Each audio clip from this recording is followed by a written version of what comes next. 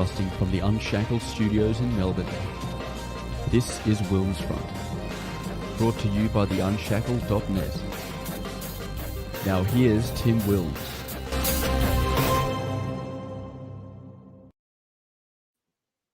Hello everyone and welcome to this week's WilmsFront on this Thursday, the 2nd of September 2021. We are live as always on the WilmsFront YouTube and DLive channels and the interactive entropy software, where I've just put the link into the live chat. It is 8:30 p.m. here in Melbourne, Victoria, where Premier Dan Andrews confirmed yesterday that we are in an indefinite hard lockdown, our sixth lockdown overall. But significantly, Dan and his Chief Health Officer, Brett Sutton, announced that they were abandoning their elimination strategy, their aim for COVID zero, which was the aim of the six lockdowns. So instead, they're going to be tying reopening thresholds to vaccination targets, which is the current policy of the New South Wales government, their Premier Gladys Berejiklian. The National Cabinet plan says that Australia will begin the reopening process once 70 to 80% of the Australian eligible population, so at the moment 16 and over, are double vaccinated. But that won't be, well, Victoria won't reach 80% of the eligible population double vaccinated until November. So it's, in a sense, another 2 months of some form of lockdown. Dan said we might move to medium lockdown late September, when 70% of eligible Victorians have their first dose. But all that will happen then is the 5K radius will be extended to 10. We'll get an extra hour of exercise, so 3, and skate parks can reopen as well. So really minor tweaks to the lockdown.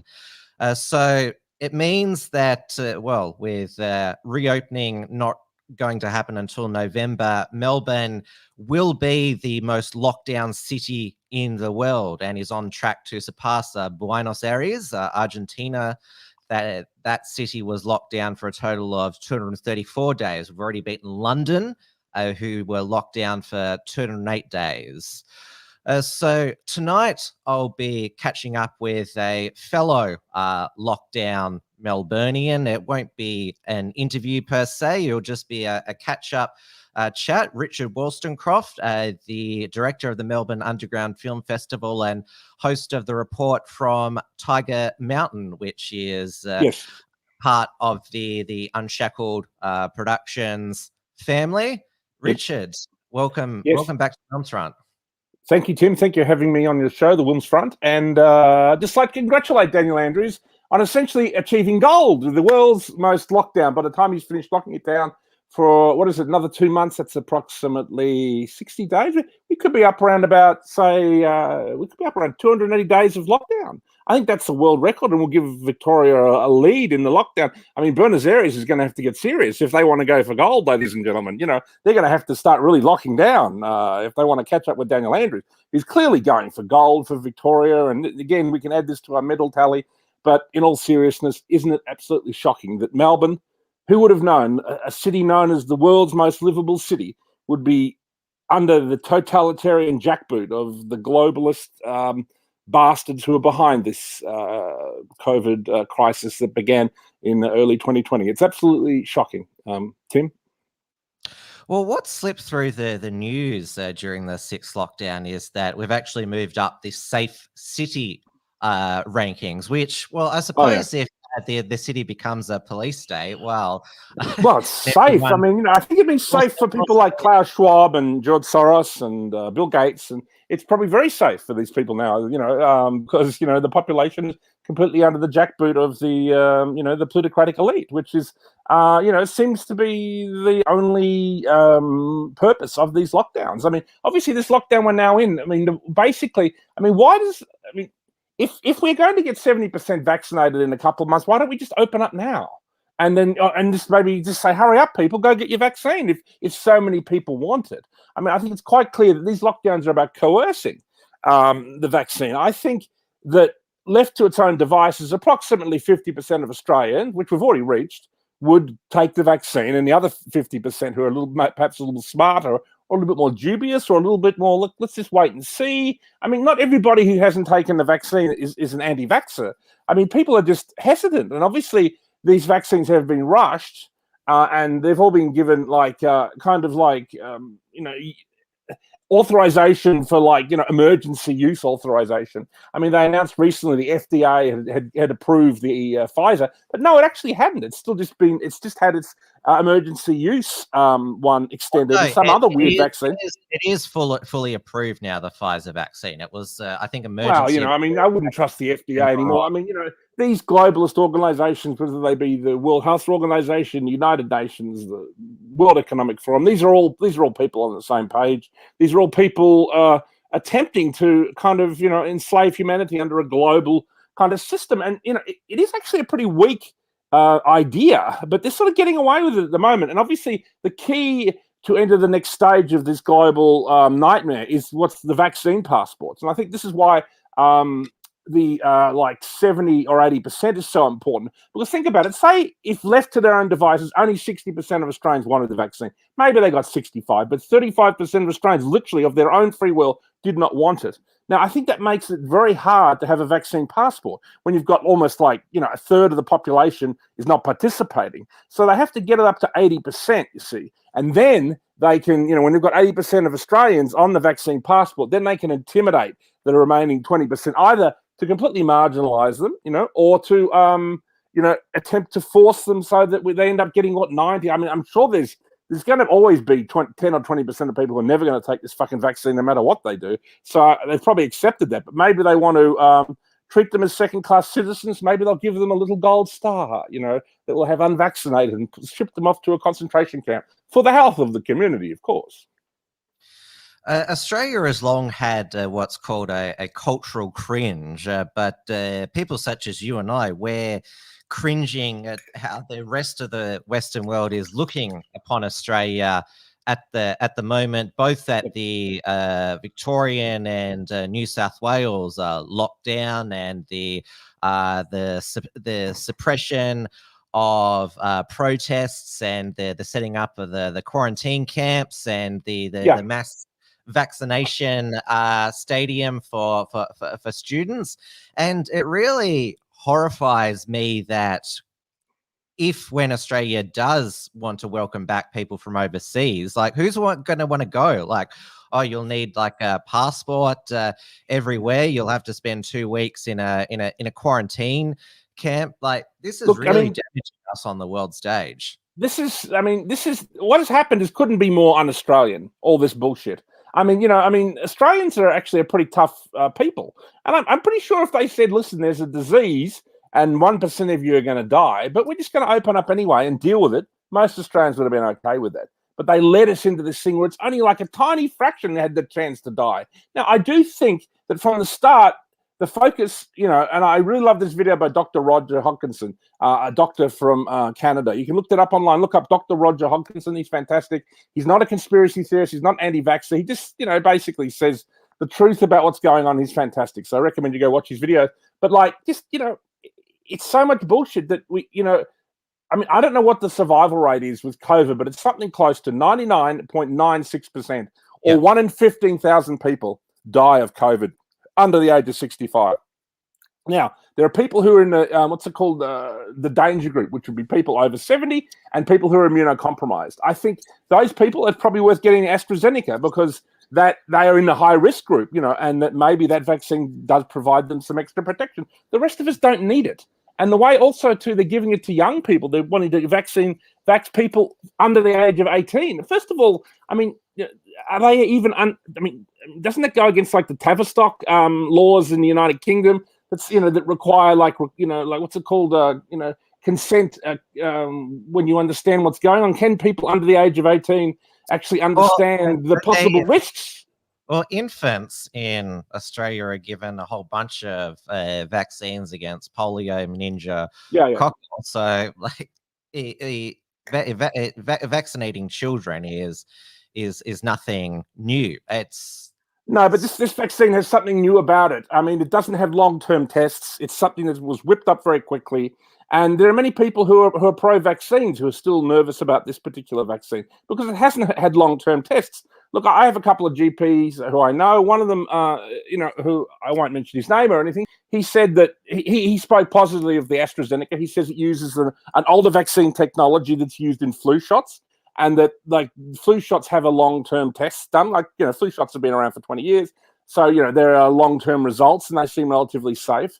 But, he even said off the record that the RNA one, the Pfizer one, he said that's completely new and uses a new technology never before tried in human beings. And that, that if he was given a choice, and also it's got to be stored at like minus 150 degrees below zero. So, what the fuck's that about? 70 degrees. Yeah, cryogenically. That's it, minus 70. What's the hell's that about? He said to me. He said he couldn't do it at his own practice because he would have to have these special fridges installed into his private practice. And he said that's all very strange and unusual. And he said of the two, Astra's definitely the one to go for, even though it obviously does have a blood clotting issue in a small amount of people. That was what my local GP said to me. But, I'm still suspicious of both of them. And I mean, after 3 years, I reckon after 3 years, if adverse reactions aren't happening too, we're seeing these variants too. And what is the relationship between vaccines and variants? This is something I'd like to know. The official medical experts say that because there's large parts of the third world which are unvaccinated and they don't do lockdowns and it becomes so widespread, that's where the virus mutates. And so if we vaccinate the third world, then we'll prevent new variants. But the thing with the Delta variant, which is, as our leaders have said, Delta is a complete game changer, is that it's not more deadly, it's just more virulent. And there's actually a lot of evidence to say that it's actually less deadly than the virus mutates. Yeah, I've heard it's less deadly. And Dr. Roger Hodkinson again says that variants are nothing to be afraid of. It's to be expected. And also that the variants will get weaker as the time goes on. That, sure, there'll be variants, but they'll be weaker. They might be easier to get, but it doesn't mean they're going to be more deadly. And so I think that's what we're going on, and it's all about this, what I call the over-hysteriorization of everything in relation to COVID. And, the way now that we're being kind of like, we're locked up, not, for anyone's health, we're locked up to force more people to be vaccinated. And I mean, I guess they hope after 2 more months of imprisonment, more people will go, I can't handle this anymore. I'm going to go get vaccinated. I don't care if I die. I mean, that's literally what they're relying on. Well, people just stop to give a shit. You can still die with COVID as well. So it's about sort of balancing. If you're vaccinated, absolutely. And you can still spread it. I mean, that's what makes this whole idea of vaccine passports. Yeah, exactly. I mean, ridiculous, because you can still spread it, you can still catch it, and you can still get sick from it even if you've been vaccinated, particularly with a variant. And also too, some people who are unvaccinated are going to get what's called natural immunity. Some people, I mean, for all I know, I may have come across it already. And I may have, because 80% of people who come in contact with COVID are asymptomatic. You may well have had it yourself. And you could be basically someone who has natural immunity to COVID and all the variants. So in other words, you would be fantastic out in the community, because if COVID ever meets you, it's just going to stop. And, maybe your natural immunity is going to spread to everybody. So, the idea that, the unvaccinated are going to be, kept out of this place and that place. I mean, this is a medical apartheid. I mean, it's open discrimination. And how come it doesn't happen with things like AIDS? It doesn't happen with other major diseases. How come certain people with certain, serious diseases that are even more deadly than COVID, and don't have to carry cards everywhere? I think it's absolutely ridiculous. What is that? COVID is infectious, airborne. But I just want to go back to the Delta variant for the moment, because it is more virulent. And we're finding with the despite the Victorian and New South Wales hard lockdown, that cases continue to rise. What is it? New South Wales is averaging about 1,000 per day now. In Victoria, we went from 120 yesterday, 176 today, with over half of those mystery cases, which means that there's probably heaps more people who have been infected with the Delta variant but are asymptomatic and don't even know all those numbers they announce, they're asymptomatic people. They're people who aren't actually sick. They're the ones who've decided to get a test. And I just wonder who are all these people who are getting a test. Hypochondriacs, I'll tell you that much. Hypochondriacs. to have these numbers go up. And this is what you wrote an article in early August about COVID tests, that it never seems to infect anyone who doesn't get a test. I mean, isn't that funny? I mean, all the numbers that we hear about are only from people who get tested. I mean, that's only 1% of the population. He gets around 50,000 tests a day.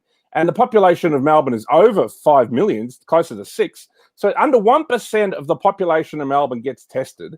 And that's where he gets all these numbers from. I mean, it must be virulent within the 99% of people who are never tested. And are we all dying? Are we all crawling around on the street? No, none of us are sick at all. We may well have had it. We may not. You wouldn't even know. I mean, that's how fucking dangerous it is. It isn't to the average person who's under 65, who's not got, I don't know, 10 comorbidities or whatever. So, you know, I mean, this is why it's over-hysterization. It's a deliberate panic to which they sell the pill for, which is the vaccine, which they want to give to every man, woman, and child. And it's clear, get you on the vaccine passport, and then they want to give you, I imagine, a booster shot every 6 months to 1 year. I mean, they want you on the treadmill, mate. They vaccinate their population with Pfizer, and they're finding that Pfizer wears off after 6 to 8 months. And so you'll only be fully vaccinated after you take the third vaccine. And AstraZeneca, and this is why I think it's curious why they've demonized it so much, particularly in Australia, given that it has longer immunity than Pfizer, and it's more like a flu vaccine there. Yeah, it is. Yeah, AstraZeneca is clearly the safer one, ladies and gentlemen. From my own research, it lasts longer as well. It does last longer, and it's not connected to Bill Gates. Pfizer is the Bill Gates one. Pfizer is the globalist one. It's the one that's RNA. It's the most experimental. It's the one that fucks with your DNA. It's a lot of mysterious bullshit going on. Moderna is also mRNA. Moderna is as well. Yeah. So if you've had that, well, you know, pray to God that it's going to be okay, because you know that is the one I believe something will go wrong with in 3 years. And also too, but I mean, what is going to go wrong? I mean, obviously can't kill everybody who's had Pfizer, because there's a lot of people who've had Pfizer, but I think they just want you on the treadmill of the vaccine thing, you know, and then once they've got you on the treadmill too, maybe the first vaccines we're given aren't dangerous. And that, you know, maybe once they've just got us used to being injected every year for the new variants of COVID, slowly they then begin to put into the vaccine something a little bit poisonous. And maybe it's something that bumps us off over a 10 or 15-year period. Well, it's hard to tell, but I mean, this is the thing with conspiracy theory too. Yeah, we're on YouTube, I should remind you, Richard. So I'm not, this is all theories. I'm not saying any of this is God's truth or whatever. I mean, this is the thing too, when you discuss things about what a secret elite might be doing, we're only ever guessing, and you can guess wrong all the time, you know, and they're honest guesses. That everyone who's taken the Pfizer vaccine turn out to be okay. And obviously, that's what we want. I mean, I know people who've had the Pfizer. I know people close to me have had the AstraZeneca. So if there's anything wrong with that one, that's really terrible. It's going to be a terrible result. So, you know, I mean, it is a very scary time now. I mean, there's just nothing like it in my lifetime. I mean, you know, we had the September 11 attacks, and they were nothing by comparison to this, because this is completely global. It involves every citizen, and it restricts the movement of everybody and places everybody under a kind of medical tyranny in a way. And particularly in Australia, it seems like we've been chosen. I don't know why, but maybe because Australians like to do as we're told, as Helen Demidenko recently pointed out. The nanny state first took hold in Australia. I mean, they've been jacking up their sin taxes on cigarettes and alcohol for years, and Australians have just copped it. There's been no smokers' revolt. They're prepared to pay ridiculous, that's been an open attack upon the working class, the way alcohol and cigarettes. I mean, alcohol and cigarettes are the one thing that the working man, you know, has to relieve the pain of his miserable existence. And you can just see, and this is what I spoke, you know, one of my videos I did for the report for Tiger Mountain, about the little man. It seems like everything in society is about screwing the little man, particularly this COVID crisis, the way they're destroying. Think of all the people who've got, you know, like, who spent 20 or 30 years building up their independent businesses, you know what I mean? And it's an absolute disgrace that our government is just trampling it. And it's not just arseholes like Daniel Andrews, who you could maybe expect it from. He's got kind of like interest in communism or links to the Chinese Communist Party, and you could expect it from Daniel Andrews, but you're seeing it from Gladys Berejiklian, and you're seeing it from Scott Morrison. I mean, what the fuck is going? This is the Liberals. This is the party that's supposed to support small business and actually stand up for us. They're standing all over us just as bad as Andrews. It's like they're holding hands, you know. It's incredibly disturbing. Gladys Berejiklian in New South Wales, she was held as the gold standard because Yeah, I was a fucking idiot. Like she said that even if there are outbreaks, we've got the system in place to suppress it without lockdowns. Those were her final words before going the full Dan with outdoor masks, 5 kilometre radius, and what I think's going on. And she's doing over 100,000 tests per day. Like they do way more tests, and there are $100 off those PCR tests. So think about that. All the tests done daily, they cost $100 each. Yeah, no, someone's making an absolute killing, and it's, again, a bunch of these, big pharma. Big pharma's never had it so good since COVID began. I'm sure they funded the release of the fucking virus to begin with from the Wuhan lab in China. But it's extraordinary what's going on. But I do believe that, as I said, according to that Roger Hodkinson video, he says that lockdowns won't work, masks don't work, none of this bullshit. Contact tracing is a pointless, quixotic exercise. So is QR codes, right? I believe that the virus has been in the community, and there are hundreds of thousands, particularly in the people who are untested. There are thousands upon thousands of people who have COVID. But guess what? No one notices. Someone you live with might have it and you didn't even notice because they're asymptomatic. And maybe they went to Coles and they gave it to somebody. Maybe they didn't. Maybe they developed natural immunity. I mean, I believe COVID's been everywhere for over a year. And what they're doing now is when the numbers have gone up, they're actually telling the truth now that it's everywhere. And that, you've got to get vaccinated. You've been living with this virus for a year, I would say, and you've probably even had it. Many of you have probably even developed natural immunity. I mean, right behind me here, I've got what I think all you need, which is vitamin D, high-strength C, and zinc. I've been taking these 3 supplements because they say that's what they give you in hospital. And, if you come across it, they say if you're high in that, you probably won't even know you've had it. And as I said, I haven't had a cold and flu in 5 years, and I'm hoping if I did come across COVID, maybe I already have, maybe I haven't, and if I did come across it, maybe it won't register at all, which would be a good result. Well, as you know, I got a really bad flu in 2019. I was knocked out for a couple of weeks, and maybe you had it first. Probably the poor ventilation in the then unshackled studios. I love that place. Wasn't that great? That crazy little room. Yeah. Because David Hiscock and Maddie Rose, who we did the Uncockables in the studio back then, they also got the flu as well, and it all knocked us out, and it was horrendous. But 2020 and 2021 I've been fine. So I did get quite a clogged nose around about March. There you go, you had it. That was probably it. But the person who infected me did get a COVID test and they were negative. So I knew that. Oh, that doesn't mean anything. It wasn't COVID. I mean, that whole PCR test is, you just got to listen to the videos from Kerry Mullis himself. He said it should not be used as a test for coronavirus, and he's the inventor of it. It was invented in the 80s.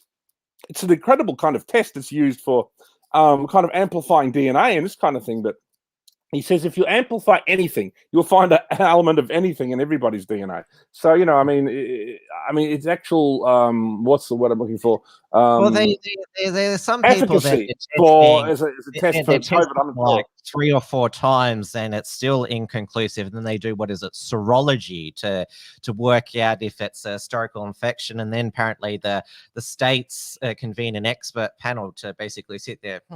Is this a case or not? Well, that all sounds like a bunch of bullshit to me. That all sounds like, this is the secret part of it, and this is the really mysterious part, and this is the part that we as the public have absolutely no access to. It's the chief health officers, and it's the kind of bureaucratic apparatus. It's almost like something out of that film Brazil or 1984, The Ministry of Truth. It goes into this ministry, and then they all sit around and then for whatever reason, the results come out that just so happen to fit exactly what the government wants, which is like right now, it's scared the shit out of people.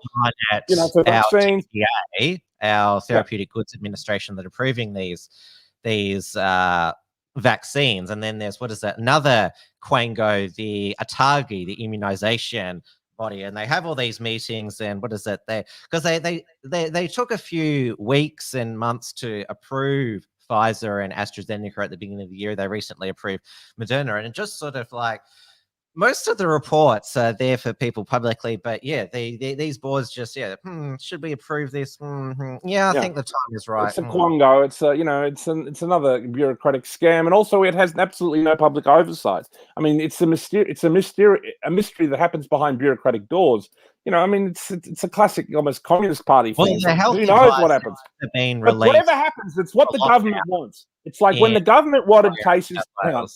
When government wanted cases, when government was after COVID zero, the numbers would go from zero up to whatever, and then back to zero. Even if the lockdown was 5 days, which makes no sense at all, that a 5-day lockdown would affect. You'd have 10 cases, it'd go a 5-day lockdown, back to zero again. That just so happens to fit exactly the government narrative. First of all, if any of this was on the up and up, that would not fucking happen for a start, because that's rubbish. And so it would the numbers would go up according. And now, of course, COVID zero is gone, so now it's hundreds of cases each day. It just so happens like the numbers always fit the government narrative, and that's deeply suspicious in a crisis like this, as to be absolutely nonsensical. And going back to your piece on COVID tests, like where the Victoria 6 lockdown began with one mystery case, and then all of a sudden they found like 20, 30. Same in New Zealand, they found 2 weeks ago one mystery case. They locked down immediately. Then they had another 49 today. Their cluster's up to 700. It all starts when one person feels that they need a PCR test, and then they test all their contacts and and then everyone's got it. I think that, as I said, if you want my honest opinion, I think these bureaucratic bodies essentially make these numbers up. You know what I mean? When, as I said before, when they want it to be 0, it's 0. When they want it to be 10, it's 10. When they want it to be 100 and scare people, it's 100. When they want it to be 1,000, it's 1,000. I mean, it's actual relationship to people who might actually be sick. I doubt. I don't think governments are that cunning. Given that, what is it? Well, maybe not. Gladys Berejiklian, she locked down Greater Sydney at what they had 29 cases, and now they're at over thousands of thousands. And she said, "What is it?" Well, that's happening because of West Sydney. Yeah, I mean, as I said, all European people basically follow the health orders. I mean, you and I have our doubts about many of these health orders, but we obey them. You know what I mean? Like, even if we're somebody who's a bit conspiracy minded, we all obey them. We all, stay in our homes and go for a 1 hour walk and just go to the supermarket. But everybody in the western suburbs, all the immigrant families, these people, they don't give a shit. And also, they come from countries where disobeying the government is what people do. So, I mean, maybe that's even a good thing. Some of these people, they don't obey. Then, and that's why this Sydney crisis can't be controlled, because all the LEDs and all those people over in the West are never going to follow a health order if their life depended on it, pardon the pun, which I'm sure it doesn't. But, they're just never going to behave. And so they don't, and, whenever you go for walks, I live in a fairly white area. I go for walks. There's all these white people. I mean, they're jogging in masks, for God's sake. You don't have to. Under the current laws, you don't have to jog if you're wearing a mask. You're cycling air back on yourself. I mean, it's like, get some fresh air. I mean, you're only out of the house for 1 hour a day or 2 hours a day at the most, and get some fresh air. I can't believe that. And no one has got COVID outside. There's been never been a case. It's never been proven. I know that Brett Sutton Channel and Dan 7 said that. Channel 7 tried to claim it, but they say, "Oh, we can't prove it." Remember when Daniel Andrews was talking about, don't go watch the sunset? But again, that was like, I mean, just the level of overreach. Well, it's because people were it looked like people were enjoying the outdoors when they should be terrified about the virus, because it's been 2 nice spring days to start September. And the Herald Sun were snapping people at St Kilda and Elwood Beach, at the beach without masks on. And you can just picture it, Dan, tomorrow saying, "Oh, close these beaches if you don't do this." And remember, because he's banned people drinking alcohol outside without their masks. And what is that? Playgrounds. I mean, what's that about? I mean, how do you drink? Mums are not allowed to eat or drink while they're children, not allowed to prevent mums catching up and drinking coffee. How do you drink? Say you've bought a beer and you want to sit in the park and drink it or something on your own. How do you drink it without a mask? You're supposed to drink it through your mask? I mean, this kind of thing is just ridiculous. It's crazy. I mean, I imagine what's been happening is people have been going to places where you can get alcohol and essentially making the sidewalk into like a bar and then going in and getting another one when they want. So they're and I imagine that's why Dictator Dan is getting his knickers in or not. I mean, it's absolutely crazy what's going on. But I mean, the level of obedience. I mean, in places you walk, you'll see people who put a mask on their toddler. They put a mask on them. It's disgusting, but they're doing it, and they think they're helping. I mean, the level of obedience in Australians is extraordinary. Helen Dale has a great video with Sargon of Akkad, which you should really look up. I've been recommending it to people. Helen Dale, her name is Helen Demidenko. She wrote that famous book from the 90s that caused all that controversy. She came back to Australia recently as an advisor to Liberal Democrat Senator. She worked for. She's in the UK now. And she did a tour recently, and she did a talk at Melbourne University. I went down there and I took that, and we hung out together. She's a really nice lady, and fantastic, good libertarian. But she lives over in the UK, and she did a video with Sargon of Akkad, where she says there's an unusual part of the Australian psyche, which is about obedience, and that we have a real obedience kind of culture here, and that's what people who are kind of shocked in the United Kingdom and in the United States, who think, gee, how's Australia gone from this happy-go-lucky, kind of almost like blokey, she'll be right, mate, don't worry about anything, kind of, which is generally our modus operandi down here. We don't care about anything. It's a reputation, I'd say, more than the truth. Well, sure, but I think it's true about Australian culture. Generally, we don't, but we've just had this insidious panic globalist political class and media class that have come in, scared the shit out of everybody, and we do have this kind of tendency for obedience down here, because either we're descended from prisoners or we're descended from their jailers, as somebody said. So either way, we're descended from people who can appreciate totalitarianism, and for whatever reason, totalitarianism is a kind of attitude of mind that Australians can relate to and live with. And obviously we have now for close to 2 years. And I personally am opposed to it. And my own relations were not related to, people who are jailers or people who came here with the First Fleet. My relations on both sides of the family came here in the 19th century to, as entrepreneurs, and they set up businesses, and they came here voluntarily because they wanted to come here and be part of, the new colony. So, I have no, nobody who dates back to the First Fleet, and I wouldn't fucking want to, because that kind of mindset is bullshit, mate. Well, as a lot of people in the US have said, well, Australia's become full circle. It's back to a penal colony, and now we've seen... Well, that's a joke, isn't it? It's true, though. Yeah, Victoria Police last year, they were pretty brutal in enforcing that long 112-day lockdown. A lot of police have signalled that they're over the lockdowns now, and they're only really going after the anti-lockdown protesters, which we'll get into in a moment. But sure. Gladys Berejiklian, she basically wrote a blank check to the New South Wales Police Commissioner Mick Fuller, and they're issuing $1,000 tickets every day. And what is that?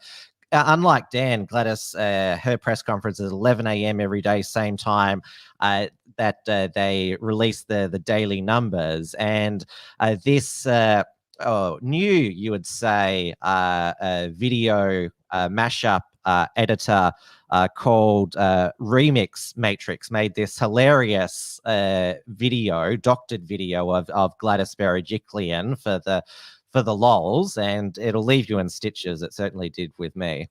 I'm a bit tired of hearing people saying, I don't know how to do my job properly. And I think that's really mean. I remember being criticised. Just remind everybody how criticised I was. That's not acceptable. I hope everybody likes staying at home, because we are going to go into lockdown forever. Nobody from New South Wales is going anywhere. We will have 2 million police officers standing at the corner of every street to monitor every single citizen. We're really watching very closely. I hope this really will be devastating. We don't like to be heavy-handed, but what we need to say today now is that if you leave home, we will give you a death sentence. Please know that you will be shot in the face, and I hope it's painful. You are required to obey what we say when we say it, and if you don't, you can prepare to die. I've said from the outset, I don't care about your life and the life of those around you. I don't really give a shit. The government is now about to announce what we call the final solution. We are inspired by history and realise we can very easily permanently get rid of anybody thinking illegal thoughts. We aim to have absolutely zero freedom. Follow the rules, or else you'll never be seen again. If you think you can live freely under our very strict and harsh regime, I have news for you. If you even consider breaking the rules, I will personally stab you in the head and rip your guts out. We have 24 hours surveillance of every single person in the community. We want to cause anguish, hurt and suffering to as many citizens as possible. Every day at 11 o'clock, every citizen in this state must listen to me. This is the Fourth Reich, and I will make sure that I never, ever, ever give up power till the day I die.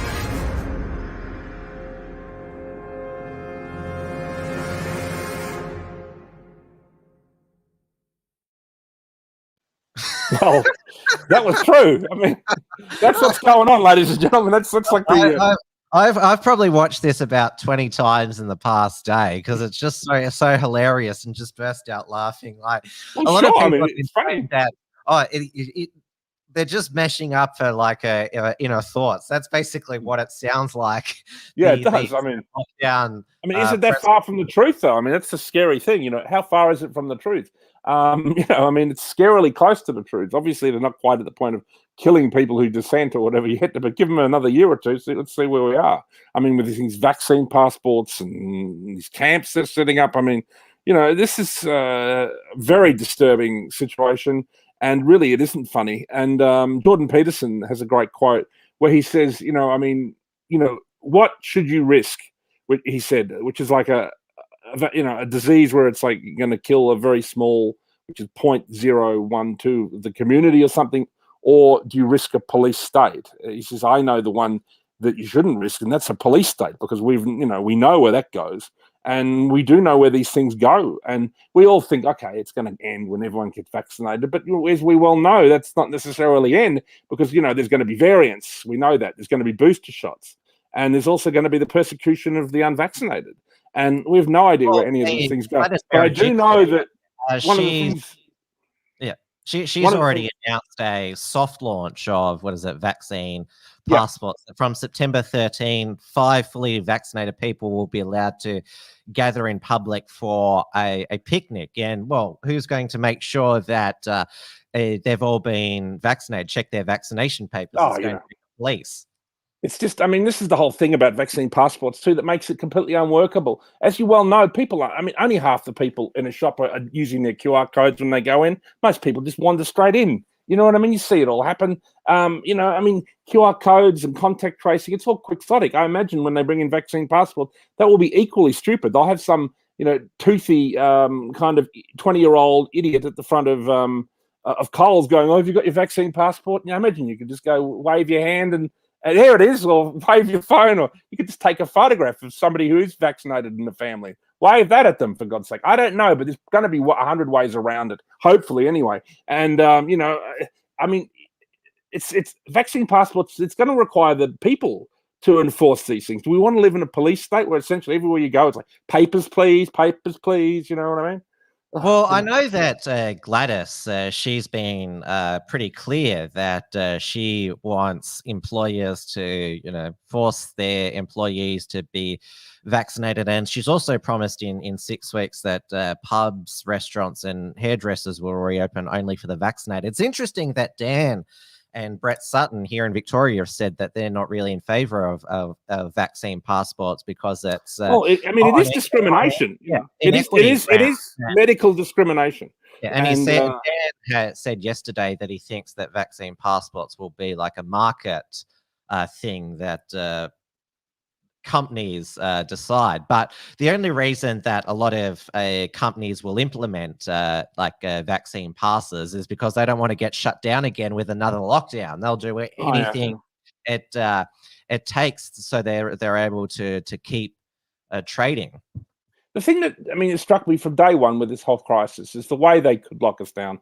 Essentially, there's not a lot of proof that COVID is any more dangerous than SARS or that COVID is any more dangerous than H1N1. It seems like it has a similar level of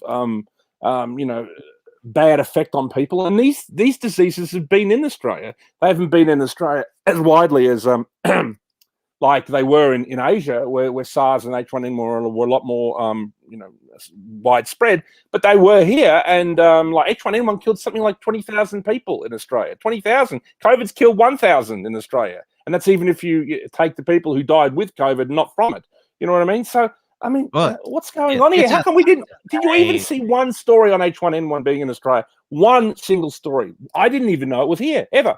But apparently 20,000 Australians died of it, probably from the Asian community, many of them. But, you know, I mean, the very fact we didn't hear nothing, not one article, right? And yet all we've heard is like every day for 18 months is like COVID, numbers, fear. It's just like the greatest fear psyop in the history, I mean, I've ever seen. It's the level of propaganda is extraordinary, you know? Well, in New South Wales, they've admitted that they're recording people dying with COVID. And I'm not sure if you've heard reported that there were two Victorian women who died with COVID yesterday, and they were found dead in their homes. And it was only the coroner that discovered that they died with COVID. And I know that, Gladys has said, oh, you can be perfectly healthy and then be in a ventilator by the evening. They're now saying, oh, you can deteriorate so quickly, you can suddenly be gasping for air in your home, and you'll die before like an ambulance can even be called. Bullshit. That's just more bullshit. I mean, I don't know. Maybe there's some people who are very old, or some people with underlying health conditions that might be true, but I doubt it. And I just think this is just more fear. We've been fed so much fear; it's hard to tell. You know, what's true and what's not. I mean, some of it may well be true. I mean, some of it, I mean, obviously, I'm not somebody who believes the virus isn't nothing. I do believe it exists. I do believe it's dangerous to people over 70 and to people who are immunocompromised, and that if you're unlucky, it could be dangerous to anybody. If you're very, very unlucky, if you're a very, very small part of the community who might be susceptible to it, but there's going to be a lot of people who have natural immunity to it without a vaccine. I think we should, essentially we should be able to have access to it to find out if we are. You know, I can't wait till the fucking COVID is everywhere, so I'll know if I have natural immunity to it. I don't think I'm going to get sick. I hardly ever get sick with a cold or flu. Well, in the US, everyone's getting COVID now, like lots of high-profile people, but they're recovering. Now, as I said, Victoria Police they're not, choking people for not wearing masks anymore, but they are still going after the anti-lockdown freedom activists and protests, and they probably, Victoria Police got charged their biggest prize, target with incitement the other day, Monica Schmidt, leader of Reignite Democracy in Australia, and this is the video of her arrest, which has gone viral. Mm-hmm.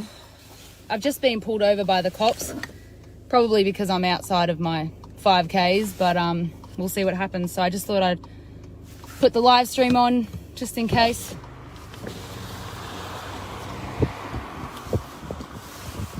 I don't know why I just took my seatbelt off. That was stupid.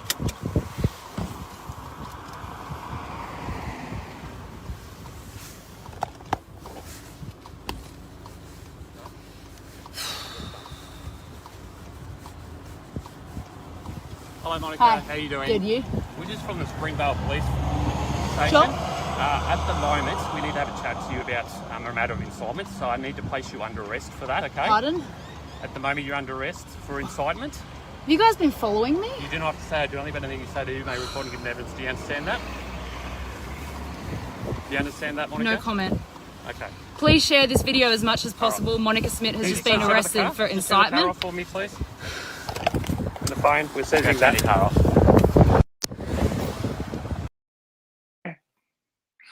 And she's still in custody now because she refused. Well, she's a political prisoner, isn't she? She's a political prisoner. I mean, well done, Daniel Andrews. I mean, we don't really have many political prisoners like Julian Assange in the UK, and now we have our first. I mean, she's a political prisoner. But obviously, I'm not somebody who I never advocate for any of these.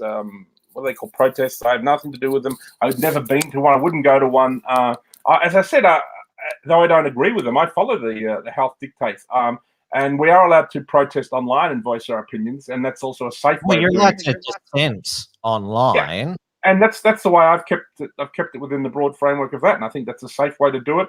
That meets the health guidelines, and I think it's still a very powerful way to dissent. And it's not like I don't understand people who go to these protests, and it's not like I don't follow the news about them. I think it's really fascinating what's been happening in that arena. So I just want to take our audience through this, that the bail conditions which Monica Schmidt rejected, which is why she remains in custody, she'd had to abide by a 7 p.m. curfew. So there's a 9 p.m. curfew in Melbourne currently.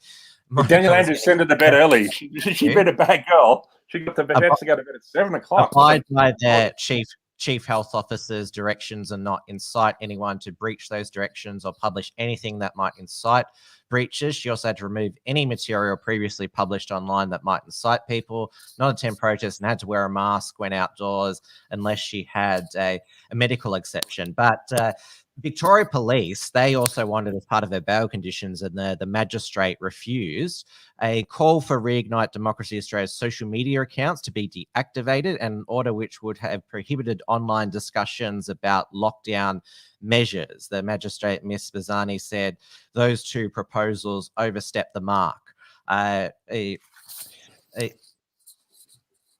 Mr. White earlier argued, this is Monica's lawyer, I believe, some of the conditions would unfairly prohibit public discourse and silence editorial commentary on lockdown rules. Some proposals were too onerous, given Ms. Schmidt faced maximum penalties, face fines as maximum penalties, the court heard. Ms. Schmidt, a self-described journalist, was arrested in Brighton on Tuesday, not long after filming herself talking about small-scale anti-lockdown protests. Yeah, well, there you go. It may be a political move on her behalf not to do that, because she becomes essentially a political prisoner. And, by staying in jail, it will, force pressure on the government and blah, blah, blah. So it's a political maneuver. Some people who are, very dedicated in that way might choose that as a tactic, because obviously it will keep the media pressure on the situation. And also, that's just something that's going to happen. And look, all this stuff that's going on, none of it surprises me. Because, as I said before, it's extraordinary that we are in this situation, because there's never been a disease that this has happened to. We've had many serious pandemics that threaten the elderly and threaten the immunocompromised, and we've never locked down like this. We've never behaved like this. Something else is going on. And I'm absolutely convinced of that something else is going on with all this, and it's deeply disturbing, and that we all should be suspicious of it. And I do think the vaccine passports are a kind of gateway to this kind of medical tyranny that they're interested in. So that's something I really think we should try and reject. And there are, essentially, all these things require the participation of individuals in our society.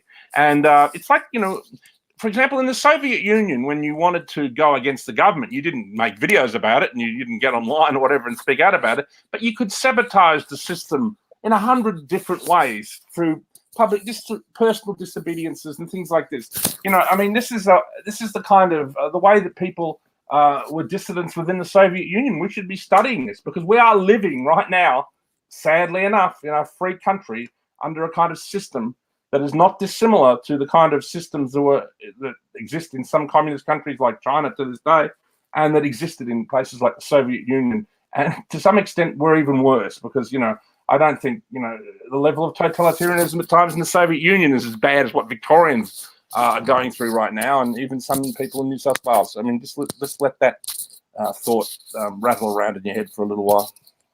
Let's talk about now. Let's turn to the impact that the rolling lockdowns in Australia, and I should say worldwide as well, have led to, I think, a sizable change in the sort of the statements put out by figures in popular culture and celebrity, because they all used to be liberal, progressives and that, but now we're seeing more and more celebrities, sports stars speak out against the lockdowns and the continued restrictions. Some who you wouldn't have thought would be dissenters of people like Dan Andrews, like Dave Hughes, who was one of the original hosts of the project. He on Twitter has been the most vocal opponent of Dan's continued lockdowns.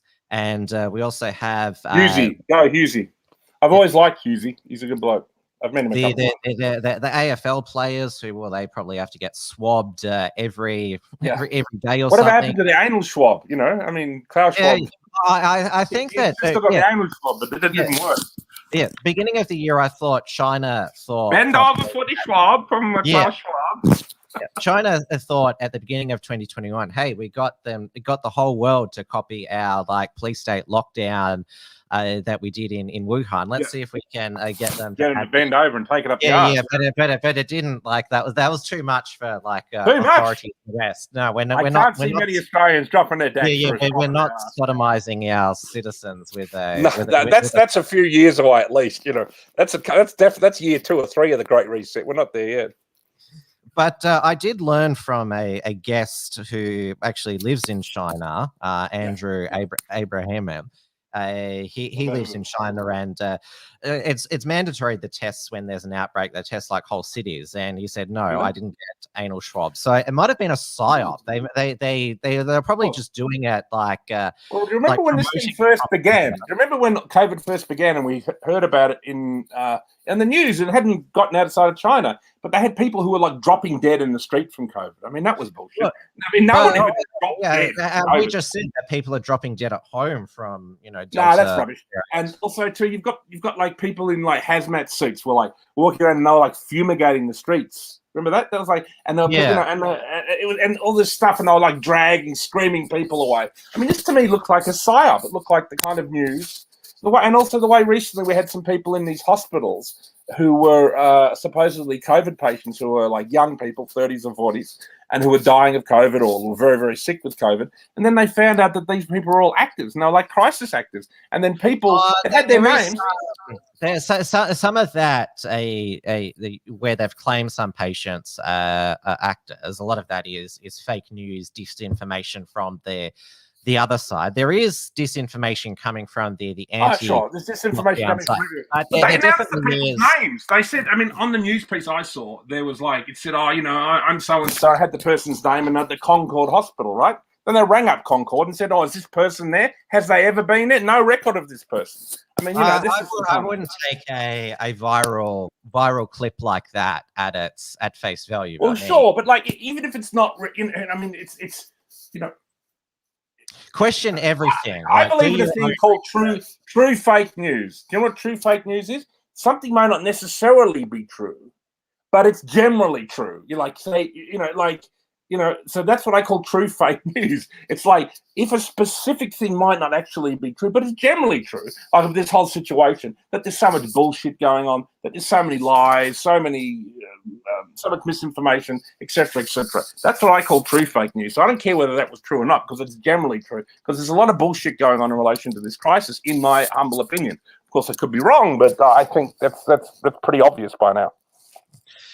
Going back to sports stars who are vocal against the lockdown, retired AFL players. Pat Cash was interesting. Did you see Pat Cash? Dean Swine and Luke Darcy. No, I didn't see Pat Cash.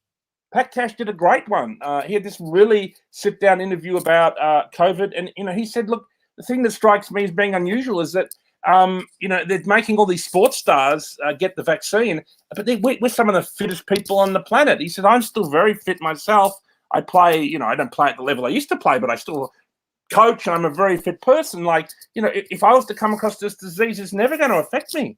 And I don't understand why we're all being forced to take this vaccine, which is untested, experimental. And, there's a fantastic interview with Pat Cash. So I recommend you look that up, and I'll try and find it and maybe put it in the links to this article. But yeah, Pat Cash, I just thought, what a legend, because obviously that's going to blow back on him in a negative way. Eric Clapton is another one who he had a vaccine. Of course, the guy's a guitar player, one of the greatest living guitar players on the planet. I mean, regardless of what you think of Eric Clapton, the man's a genius with a guitar. And after he had the vaccine, he could hardly play the guitar.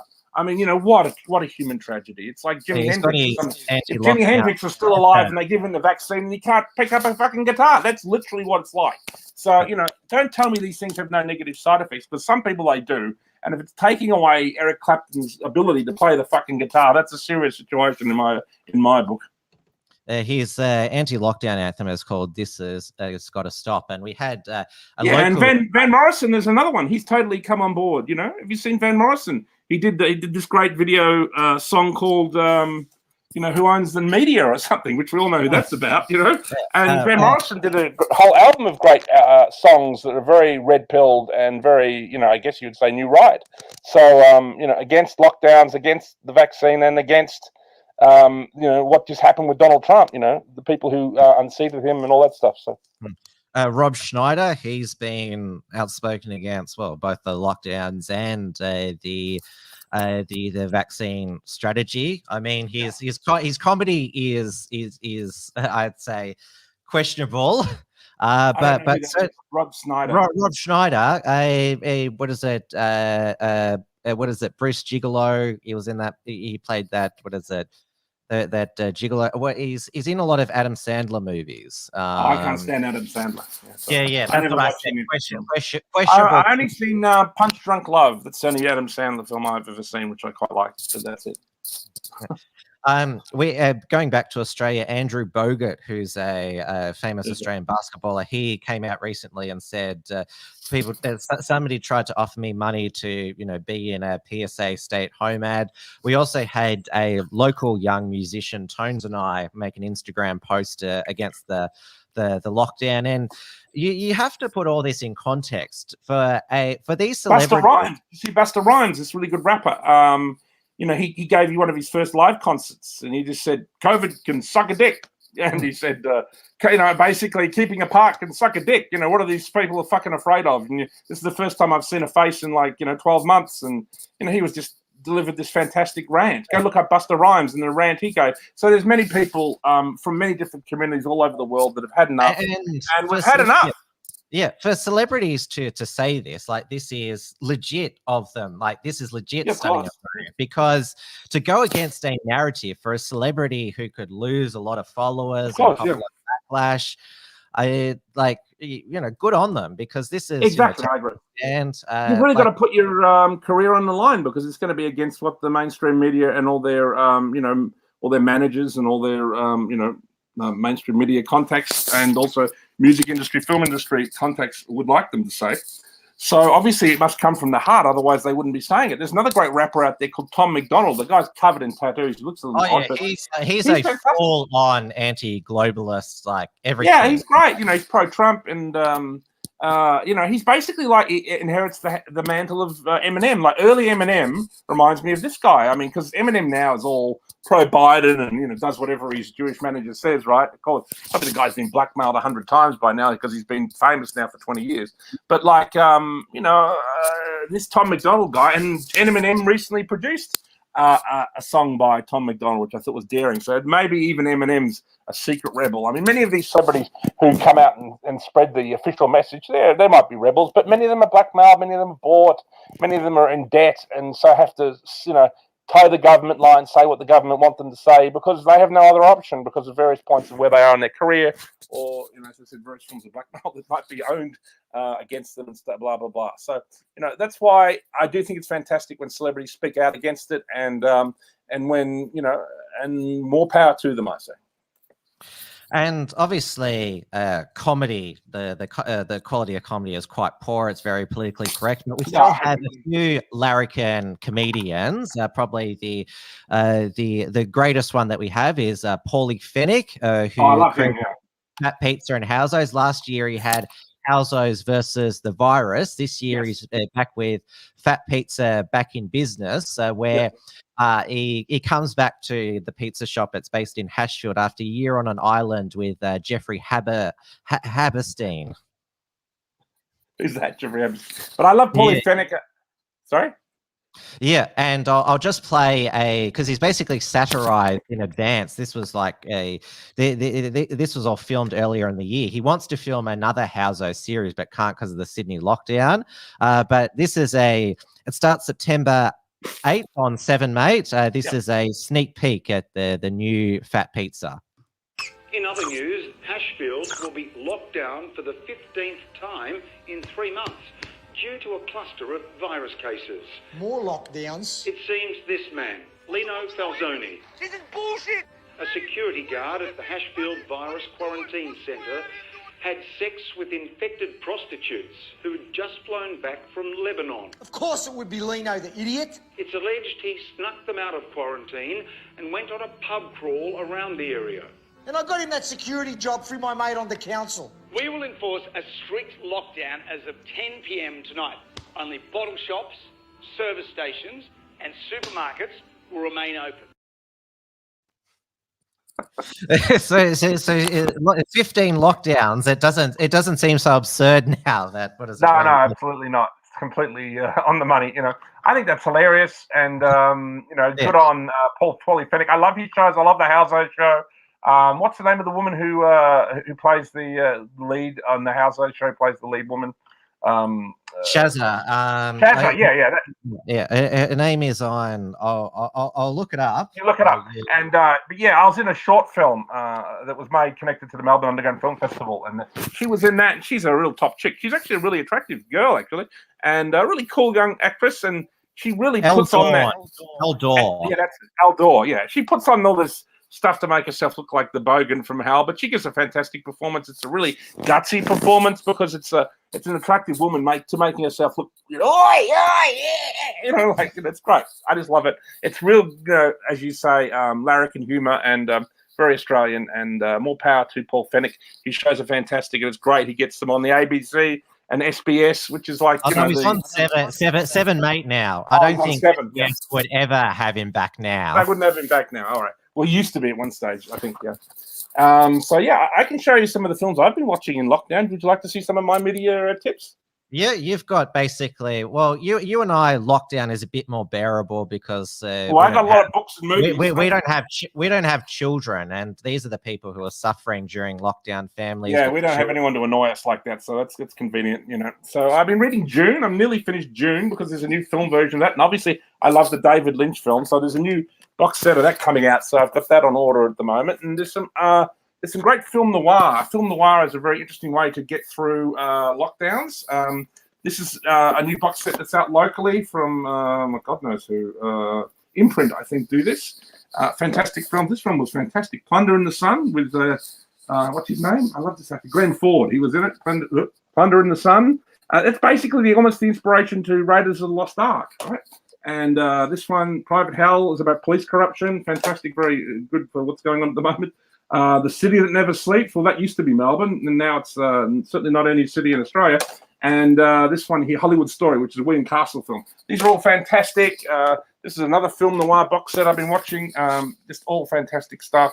I'm not a particular fan of a lot of new media, but all these old films are really fantastic. Oh, yeah. Old media is so good. This is like Silver Screen Treats. This is another one out locally from, I think, Imprint or whatever. The Unknown Terror. It's like, Bela Lugosi and, all these fantastic actors. All this stuff is really fantastic. Bruce Lee, I've been watching this Bruce Lee box set. These are all the classic films. This is a Criterion collection. All the films of Bruce Lee, from the first one he made right through to his last one, where he died during the making of it. So, this is an essential set to get to know the cinema oeuvre of Bruce Lee, who's fantastic. This is fantastic too. This is one from Came from the Swamp, the films of William Greff. He's from Florida, and there's another fantastic filmmaker who I really got into in this lockdown, Weird Wisconsin, Bill Rebane, Monster A Go-Go onwards. These are all fantastic, so highly recommend it. This is another film I watched recently. It's actually been out a while, but it's called Reds, which is about the dangers of ideology versus, romance. It's a set during the Russian Revolution, so it's about the dangers of communism. This is a great film about the dangers of communism. This was a film I watched last night called Ice Cold and Alex, which is a really great British war film set in Africa Corps at the Africa campaign of World War II, directed by J. Lee Thompson and starring, what's his name? I need my glasses. John Mills and Sylvia Sim. Fantastic, fantastic film. I can't recommend it enough. So there it is, ladies and gentlemen. That's the hot picks from Richard at the WilmsFront. You've got at your place a massive DVD and book collection, and it's obviously a lot of people are turning to streaming services now, but not everything's on. Yeah, Netflix is great. Netflix is very good. I watched a really great documentary on Robert F. Kennedy, which I think will move anybody. I mean, there was a time getting parole. There was a time when the Democrats were good. It was the time of JFK and the time of Robert F. Kennedy. And what did you say? His assassin, Robert F. Kennedy's assassin, is going to be granted parole. Saran. Yeah, obviously, if you watch the documentary, it's believed there was a second shooter. Because Saran was standing a room away from Robert F. Kennedy. Robert F. Kennedy was killed right here with point blank gunshots. Saran never even got that close to him. It was rumored to be somebody, one of the, it was a cabal hit. I mean, this is the thing that's very interesting. The people who killed JFK Martin Luther King, and Robert F. Kennedy. They're the same people behind September 11, and they're the same people behind this crisis. This is all the same group of people. This is the cabal, ladies and gentlemen. And, that was when they'll first get their beginning, when they killed JFK. That was their first major act, but I think he wanted to expose them and bring the world's attention to it. They were behind getting rid of Donald Trump and cheating the last election. So, it's very interesting what's going on. And watching all this stuff on Netflix, some of these documentaries on Netflix are pretty unbiased and do explore conspiracy theories. There's some great serial killers. I'm a big fan of serial killer documentaries. Yeah, I've watched a lot of those crime Dennis docu Nielsen, there's series. an interesting one on Dennis Nielsen I watched the other day. There's an incredible one on the Son of Sam that proves that it was a satanic cult. You know how they talk about satanic cults as being fictional and, that's just, bullshit. Really, watch the Son of Sam one. That's really incredible. And also then watch the other one, which was, I think, about the Night Stalker. That's fantastic. Robert Ramirez, who was absolutely I've already horrible. watched a couple of documentaries on the Night Stalker, or so I haven't watched that. It's shocking. Yet, and also watch the one on Ted Bundy. There's one on Ted Bundy's tapes. That's really fantastic as well. So there's a plethora. It seems like almost every 2 months there's a new serial killer documentary comes out on Netflix. They seem to be really popular because they're always in the top 10, and I highly recommend them to everybody. And I'm also, I think, a member of Amazon Prime. They have some interesting stuff, including my own film, Bloodlust, which is on Amazon Prime. So if you want to watch a film directed by me, go to Amazon Prime and look up Bloodlust, and you can watch my first feature that I made when I was 21 years old, which is quite a while ago now, I'm afraid. Oh, nice. There are other documentaries on Netflix that I watched recently. The UFO Declassified, and also I love UFO stuff. Series, How to Be a Tyrant, which seems watch that. Wasn't like that good? Instruction manual for our modern leaders. Isn't it? I mean, Daniel Andrews has watched that show. I can tell you. I mean, that must be. Or the globalists have watched those shows. I thought that was a particularly dangerous show. Yes, How to Be a Tyrant. I highly recommend that to everybody. And you see what's going on now with the COVID crisis. So just about every single episode of that show, our own leaders are using stuff from the Tyrant playbook. Just check it out, and don't say we didn't warn you, because we are heading in a totalitarian direction. We can laugh about it and blah blah blah.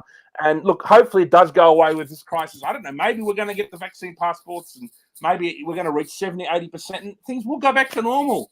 I don't know. Maybe that's possible. Maybe in a year, this crisis won't be around to the extent that it is now. And if that's the case, that will be fantastic. But, if we're still mucking around in some kind of totalitarian nightmare next year, we're in trouble, ladies and gentlemen. So there it is. Well, it's been good to have a catch up and a yarn with you during these times. It's just good to talk to somebody else. Yes, of course. It's great talking to you, Tim, and I want to thank you for all your support. At the Unshackled, the report for Tiger Mountain. Now we've been doing that show for over a couple of years. We've got over 150 shows. So I want to thank you for your support. I love watching your videos, and I love all the interesting guests you have on. You have a really broad range of people, just from people who are mild conservatives to people who are more, let's just say, more often in the direction of the far right or whatever. And I think it's great that you play everybody, and I think you're very insightful in the questions you ask, and you're also very pretty well balanced. And I think that's an important thing to have as a spokesperson for this movement at the moment. So thank you. Oh, thank you, Richard. And there's some reports from Tiger Mountain that are going to be released over the coming days. So please, everyone, stay tuned for those. There's a new one today on Afghanistan, and there's one I did recently with, before the last lockdown began, was with, a guy who imitates the other Dan Andrews, Tim Panhalieric. Just go check that out at the report from Tiger Mountain. Just look that up online. Either go to the Unshackled or go to the the YouTube page of the Unshackled, and then just look up the section report from Tiger Mountain. You'll find all the videos there. Thank you. Thank you. Good night, Richard. Take care. Good on you, mate. Good night. Have a good night. Bye. All right, everybody. That's WilmsFront for another week. Now, I just want to be upfront with people. I don't know whether, as you will have noticed over the past 6 months, WilmsFront has only been every couple of weeks. Because it does take a lot of work to organize guests and that. So I'm not sure how WilmsFront will be, the formal interview program will be going forward. I obviously still do want to interview fascinating people, but it's more just something that WilmsFront, I'll most likely air the interview shows when a interview comes together. Therefore, there's not this sort of pressure on me to have a guest every week. Obviously, I'll still be doing Tim's News Explosion every Monday night and at 8:30 p.m. Melbourne time on the WilmsFront channel. And obviously tomorrow night, Trad Tasman Talk, 6 p.m. Melbourne time on the Unshackled YouTube channel. This week it'll be with Stephen Berry. There's a lot to obviously digest with him, what's happening here and over in New Zealand. And also keep checking out the unshackled.net. We've still got plenty of written articles and essays as well to check out as well. So thank you everyone for watching tonight. I'll see you tomorrow night for Trad Tasman Talk. Until then, stay safe and stay sane. Thanks for tuning in to WilmsFront. Visit timwilms.com or Rational Rise TV to view the archive of episodes. And keep visiting the unshackled.net to view all our shows. And to keep up with the latest real news and analysis.